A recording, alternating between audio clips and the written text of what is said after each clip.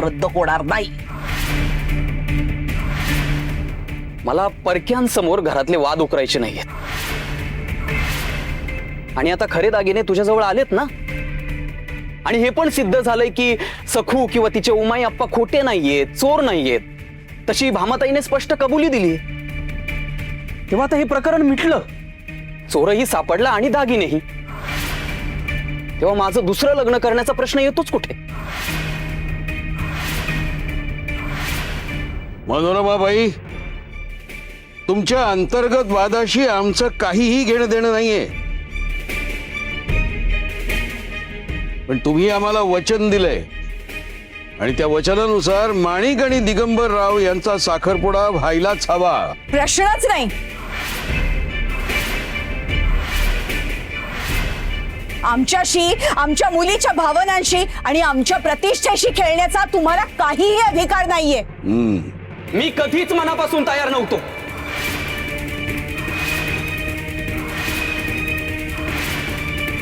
आणि आता तर नाहीच नाही.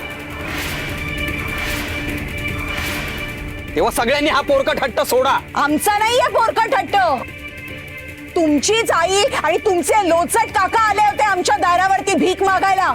नाही तर काय?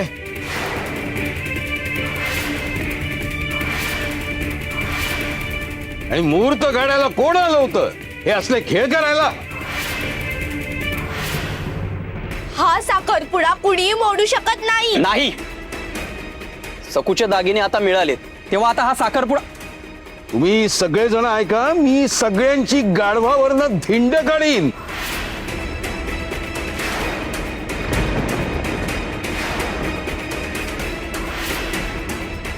तोफेच्या तोंडी देईन मी एकेकाला. माझ्या मुलीच्या आयुष्याशी असं सहज कसं काय खेळू शकता तुम्ही? सखू,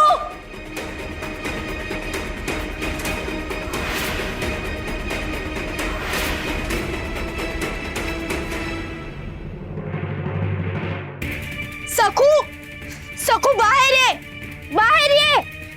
नालायक, कपटी, बाहेर ये.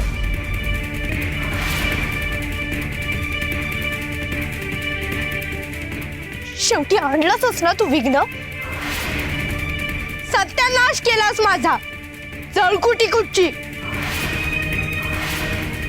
फक्त दिसायला सोजवळ आणि साधी आहेस तू, पण पक्की गोगल गायस.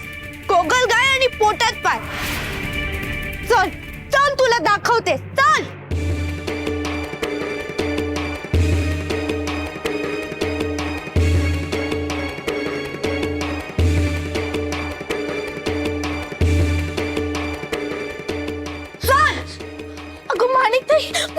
अगं असं काय करतेस? या सगळ्याला ना हीच कारणीभूत आहे. हिने चेटू करून स्वतःच्या मामीवर आळ आणला. माणिक तोंड सांभाळ. नाही सांभाळला. हिनेच माझ्या आनंदात विघ्न आणलंय. ओठाशी आलेलं सुख हिरावलंय हिने. हिला ना मी जन्माची अद्दल घडवणार. नाही, मी काही नाही केलंय. नाही कसं? आई, सासूबाई, मी सांगत होते ना, हीच काहीतरी कारस्थान रचणार, विघ्न आणणार, आणि हिने तसंच केलं. म्हणूनच तर मी सांगत होते ना, या सखूला ना एकटं सोडू नका. सखूमुळे विघ्न आलंय? काय बोलतेस काय तू माणिक? हो, चेटू केला हिने. मी परत सांगत होते, या सखूला ना डोळ्यासमोरच ठेवायला हवं. म्हणूनच तर मी हिला आमच्या घरी घेऊन गेले होते. पण सासूबाई, तुम्ही थोड्या वेळा करता हिला आतल्या खोलीत नेलं आणि हिने लगेच संधी साधली. बघा बघा, या सखूने सगळा डाव उधळला. हिला माझ्या सुखावर टाकलेली. मी हिला जिवंत सोडणार. माझ्या आयुष्यातूनच काय, या जगातूनच तुला नाहीशी करते. सोड मला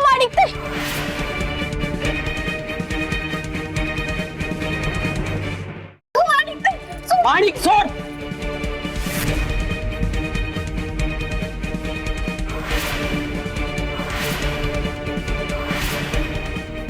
इथपर्यंत मजल गेली. स्वतःला सभ्य सुसंस्कृत प्रतिष्ठित म्हणवता ना तुम्ही. हे तुमचे संस्कार.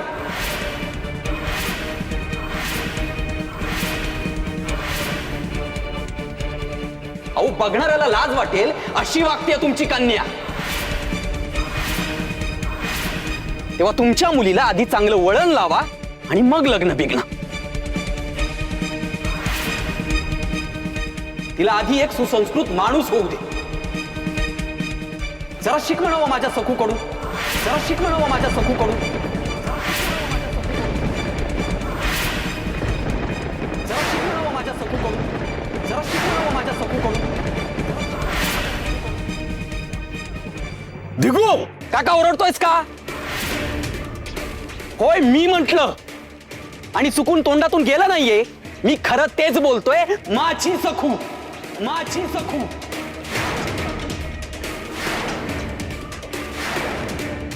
कारण ती आहेच माझी सखू आणि मला अभिमान वाटतो तिचा.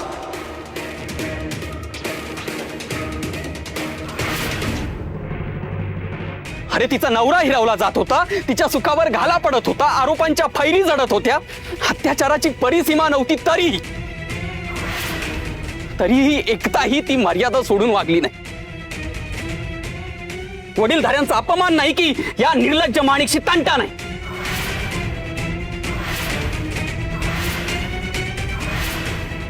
सखून आपली शालीनता, समजूतदारपणा आणि मनाचा मोठेपणा कधीच सोडला नाही. आपलं स्वत्व, स्वाभिमान आणि संस्कार यांच्याशी तडजोड न करता या सगळ्या गोष्टींना ती धीरानं आणि शहाणपणानं सामोरी गेली.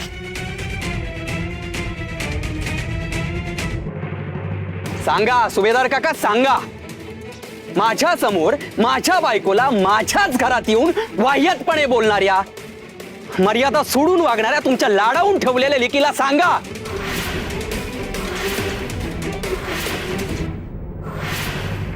की बाई प्रतिष्ठा ही संस्कारांनी जपली जाते. दिगंबर एक विवाहित मुलगा आहे.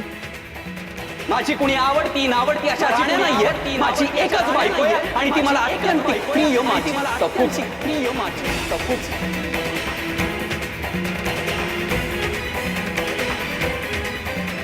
माझी एकच बायको आहे आणि ती मला अत्यंत प्रिय. माझी सखूच प्रिय. माझी सखूच.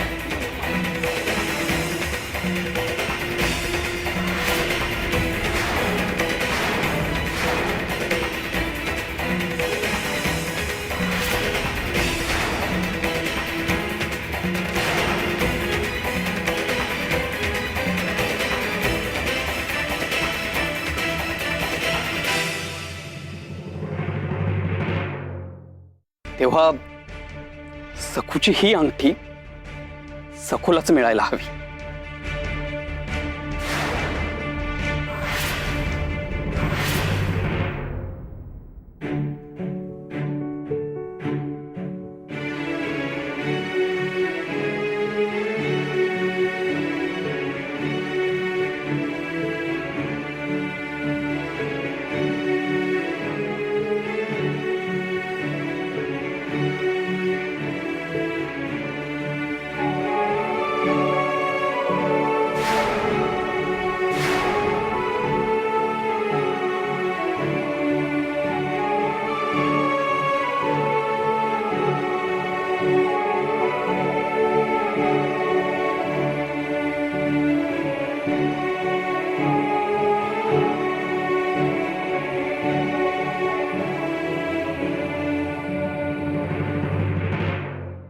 माझा माणिकशी दूरदूरपर्यंत संबंध आहे.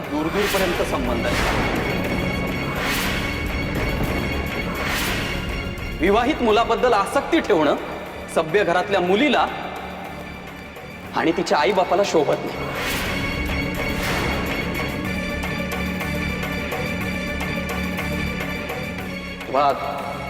तुम्ही सगळ्यांनी या. हा साखरपुडा मोडला.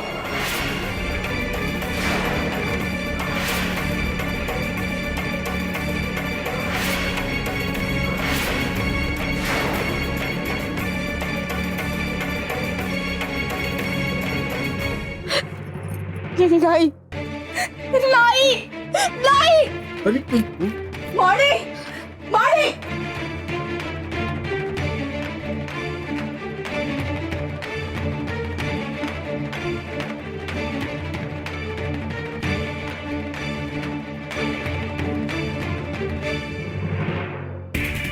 इतका मोठा घाव जन्मभर हा अपमान विसरणार नाही मी.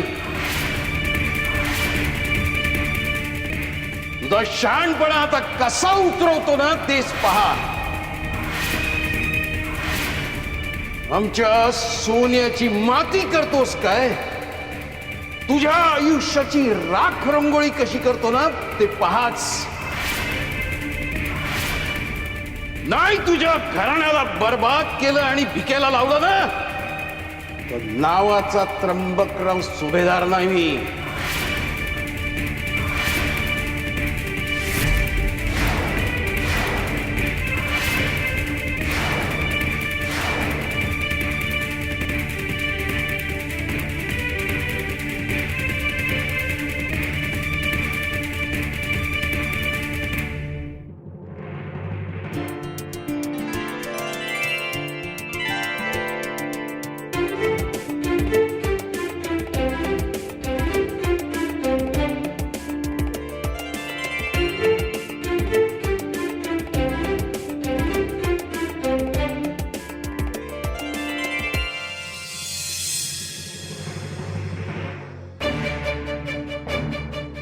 सखूच्या दागिन्यांचा अध्याय अशा रीतीने सफळ संपूर्ण झाला.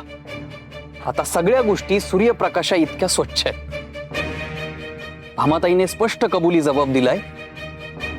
सखूचे उमाई अप्पा निर्दोष आहेत हे सिद्ध झालंय. तेव्हा काय? तेव्हा आता माझ्या आणि माणिकच्या लग्नाचा संबंधच येत नाही. दिगू होय. आणि रमाई, मला खरंच सांग, ऐक काका, मी आणि सकुने असा कुठला अपराध केलाय की तुम्ही त्याची शिक्षा म्हणून माझं दुसरं लग्न लावायला निघालात? का? मुळातच हे मला मान्य नव्हतं आणि आता भामाताईच्या स्पष्टीकरणानंतर तर कसला प्रश्नच येत नाही. सकुने खूप सहन केलाय. दागिन्यांच्या नावाखाली सगळ्यांनीच तिची खूप फरफट केली. खूप सहन केलंय, तेही मर्यादा पाळून, सगळ्यांचा मान राखून. आता शांतपणे आणि कळकळीने सगळ्यांना सांगतोय, या विषयावरून पुन्हा सकूचा अपमान झालेला मी सहन करणार नाही.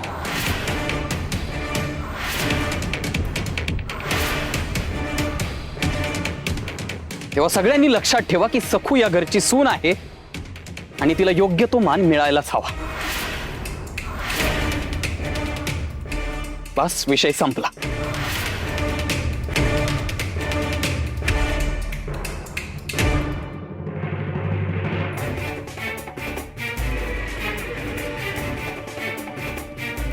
सगळं जुळून आलेलं असताना सगळं उधळलंस ना? झाला जीव थंड झाला? चांगल्या घराण्याशी सोयरी होत होती तर या अवलक्षणी सखूने सगळी माती केली. माती नाही, चिखल केलाय, चिखल. आणि आता त्याच चिखलामध्ये सुभेदार आपल्या सगळ्यांची तोंड खुपसून आपला जीव घेणार आहेत. बघितलं ना मगाशी काय धमकी देऊन गेले ते? होणारच आहे, ते होणारच आहे. हिच्या पायी सगळं आपल्या जीवावर बेतलंय. आपण वैर घेतलंय. नुसतं वैर नाही, सापाच्या शेपटीवर नुसता पाय ठेवला नाहीये, तर थया थया नाचलोय त्याच्यावर आपण. आता तोच साप फणाकडून आपल्याला डसणार आहे. आपली बर्बादी आता निश्चित आहे. त्याला जबाबदार केवळ ही सखू आहे. सगळं रामायण घडलं केवळ या सखूमुळे. सखू खोलीत त्या गेली काय? मागून भामा तिच्या मागे गेली काय? हा? आणि नंतर मग पिसाडासारखी ओरडत बोंबलत मागून आली काय? नुसता धिंगाणा धिंगाणा घातला होता. अगं रमाई, या सखूने चेटूक केलाय, चेटूक. म्हणूनच भामाताईनं सगळं कबूल केलं.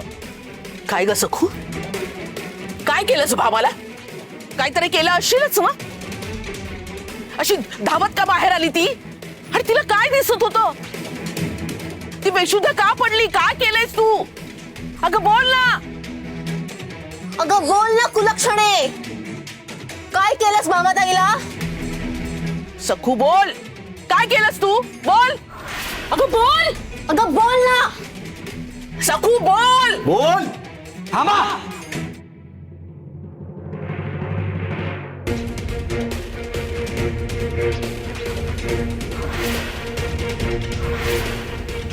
सगळे प्रश्न सखूलाच विचाराल की स्वतःलाही विचाराल? काही प्रश्न जी निरपराध आहे तिलाच कोंडीत धराल? जिच्यावर अन्याय झाला तिलाच जाब विचाराल? एवढा कशाला पोळका येतोय तिचा? का असायला नको रमाई? अगं एका छोट्याशा पिलाला मोठे पक्षी जसे थव्याने येऊन चोचीने टोचून टोचून मारतात तसं करताय तुम्ही आणि मी बघत राहू? मी एक जिवंत माणूस आहे. मन, काळीज, डोळे, कान, बुद्धी मी सुभेदारांना विकली नाहीये. दिगो, तोंड सांभाळून बोल. कसं सांभाळू रमाई? तुम्ही माझ्या समोर माझ्या बायकोचे धिंडवडे काढतायत आणि मग तिला सावरणं माझं कर्तव्य नाहीये? वा, तुझी जीभ आता चांगलीच लांबली रे. रमाईला उलट बोलतोस. मी सत्य परिस्थिती मांडतोय आणि ते तुम्हीच काय साक्षात परमेश्वरही नाकारू शकत नाही.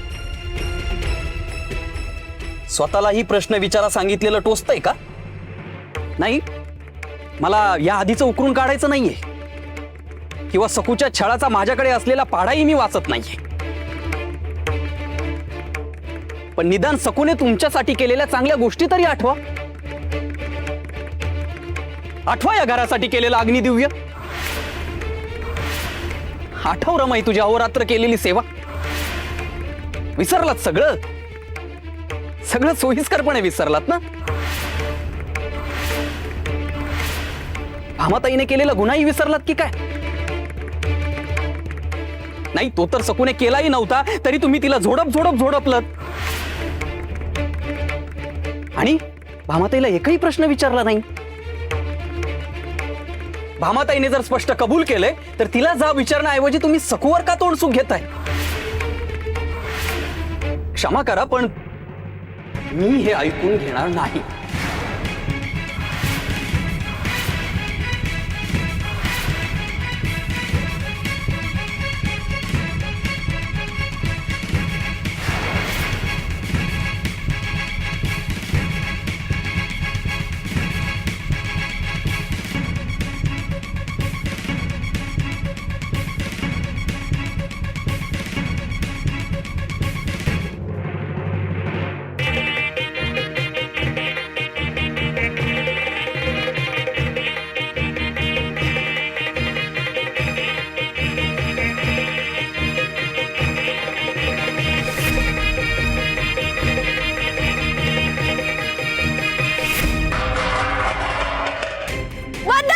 बंद करा हे सगळं.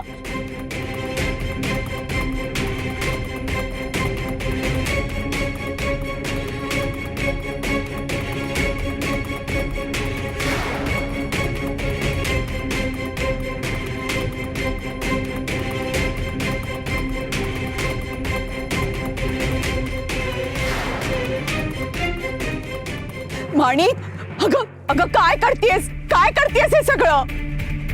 माणिक जरा शांत हो बाळा. इथे माझं सगळं विस्कटलंय. मी दुःखाने ढसाढसा रडतीये आणि हे माझं दुःख साजरं करताय का? माणिक, भानावर ये, शुद्धीवर ये. अगं काय करतेस तू? काही खूळ लागलाय का?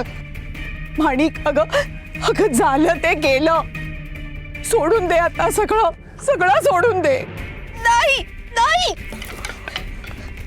नाही, तुम्ही सगळे निघून जा. माणिक, शांत हो ग बाळा. सगळं सोडून दे आता. का सोडून देऊ मी? माझं जे काही झालं त्यात माझा काय दोष होता? मी का अन्याय सोसू? माझं लग्न, माझं साखरपुडा ठरलं होतं ना? सांगा ना, ठरलं होतं ना? सांगा. मग तो बोलण्याचा हक्क आहोने सुद्धा नव्हता. फसवलंय.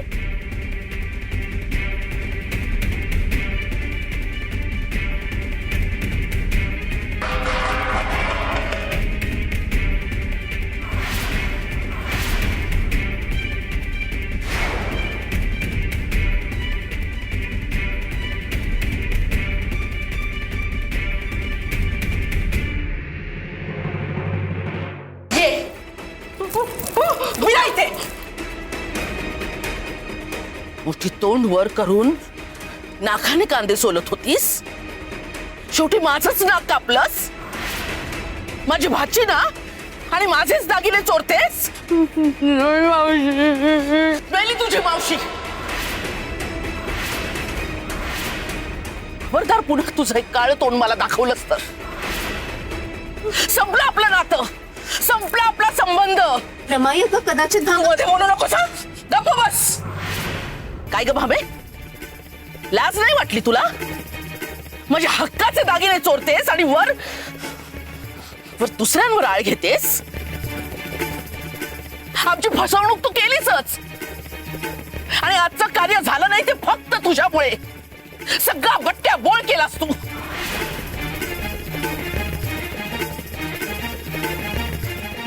सुभेदारांशी संबंध बिघडले आमचे. हातची लक्ष्मी गेली. चल चालती होईल. तू इथे थांबायचं नाही. आणि पुन्हा तुझं हे चोरटं तोंड घेऊन माझ्या दारात आलीस ना तर जीव घेईन मी तुझा.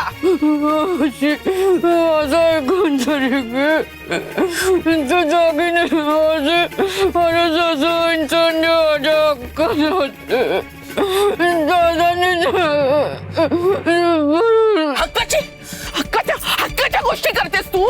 हा, ते दागिने माझे होते, फक्त माझे होते.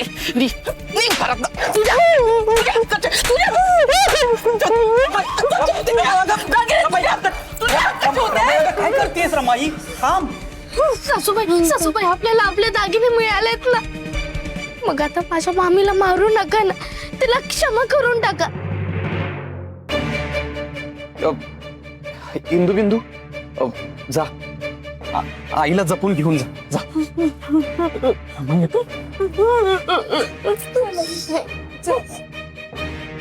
चांगलं चोप द्यायला पाहिजे हिला.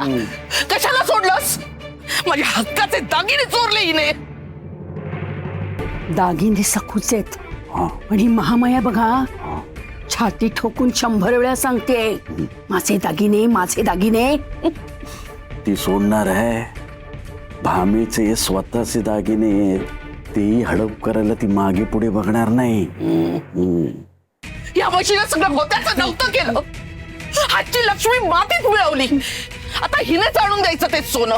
हिच्याकडनंच वसूल करते की नाही बघ.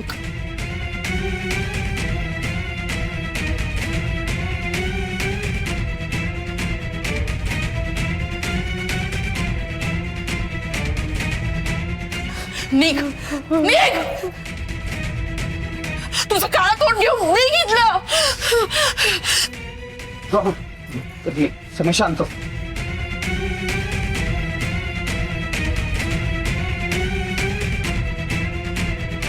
उठुऱ्या माणसाशी का रे वागतात?